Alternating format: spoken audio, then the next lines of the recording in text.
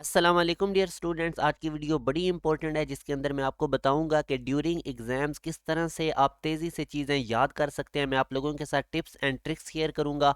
आप लोगों ने इसको फॉलो करते हुए इनको अप्लाई करना है तो इंशाल्लाह आप लोगों को बेहतरी फील होगी। आपकी जो लर्निंग स्पीड है वो पहले से काफ़ी फास्ट हो जाएगी। सबसे पहले आप स्मार्ट वर्क को प्रेफर करें। अब स्मार्ट वर्क का क्या मतलब है कि अगर आप बोर्ड के एग्जाम के लिए प्रिपेयर करने जा रहे हैं तो आप लोगों को पेयरिंग स्कीम का पता होना चाहिए। आप पेयरिंग स्कीम के अकॉर्डिंग प्रिपरेशन करें तो ऑटोमेटिकली आपको पता लग जाएगा कि किन चैप्टर्स की वेटेज ज़्यादा है, किन पे ज़्यादा फोकस रखना है, किन पे कम फोकस रखना है। तो ये पहला मेन काम है कि अगर आप बोर्ड के एग्ज़ाम के लिए प्रिपेयर करने जा रहे हैं या अगर आप यूनिवर्सिटी एग्ज़ाम के लिए प्रिपेयर करने जा रहे हैं तो तब भी आपको पता हो आपने कि पास्ट पेपर का एनालिसिस किया हो कि किन टॉपिक्स में से किन चैप्टर्स में से ज़्यादा वेटेज आती है, बार बार क्वेश्चन पूछे गए हैं। तो पहला काम आप लोगों ने स्मार्ट वर्क करना है। फिर वही बात कि इंपॉर्टेंट टॉपिक्स आपको पता होने चाहिए, उसके लिए पास्ट पेपर ज़रूर एनालाइज करें। पहली बात, अगर आपको पेयरिंग स्कीम का पता चल गया है तो आप पास्ट पेपर्स देखें। जैसे ही आप पास्ट पेपर देखेंगे तो आपके सामने चंद टॉपिक्स ज़्यादा आएंगे, कुछ एक ऐसे स्पेसिफिक टॉपिक्स अंदर से आप निकाल लेंगे कि आपको पता लगेगा कि इसके अंदर से एग्जामिनर ने बार बार हर साल वो क्वेश्चन हर दूसरे तीसरे साल रिपीट करता रहा है। अब आप कोई भी बोर्ड देख लें, जो बोर्ड के एग्जाम बच्चे दे रहे होते हैं, तो इनके अंदर आप लोगों को नजर आएगा कि कुछ क्वेश्चंस होते हैं जो बहुत ज़्यादा रिपीट हो रहे होते हैं।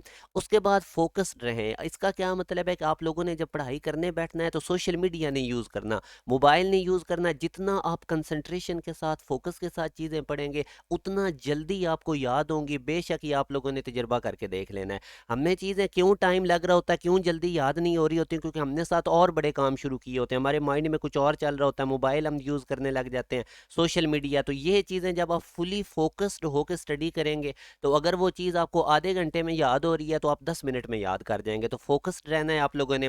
फिर ऑर्गेनाइज्ड रहें, मतलब कि आपने एक प्रॉपर टाइम टेबल बनाया, उसके अकॉर्डिंग चीज़ें करें। आपका एक स्केड्यूल सेट होना चाहिए। ये नहीं होना चाहिए कभी आप कुछ कर रहे हैं कभी कुछ कर रहे हैं।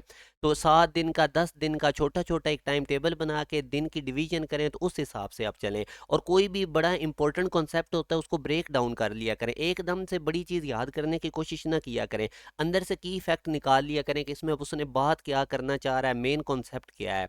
बाकी फिर ये है कि मोटिवेटेड रहें। आपको पता होना चाहिए कि हम स्टडी क्यों कर रहे हैं, हमारा एम क्या है। तो आप लोगों का मोटिवेट रहना बड़ा ज़रूरी है। आपके पास पढ़ाई करने की रीज़न हो, आपको पता हो कि मैं क्यों स्टडी कर रहा हूँ, मैंने कल को बड़े होके क्या करना है, क्या काम करने हैं, क्या बनना है। तो जब हमारे पास एक रीज़न होती है कोई काम करने की तो उस ऑटोमेटिकली फिर हम बोर नहीं होते और वो चीज़ें हम मोटिवेट होके जल्दी कर जाते हैं। तो मोटिवेटेड रहना बहुत ज़्यादा ज़रूरी है।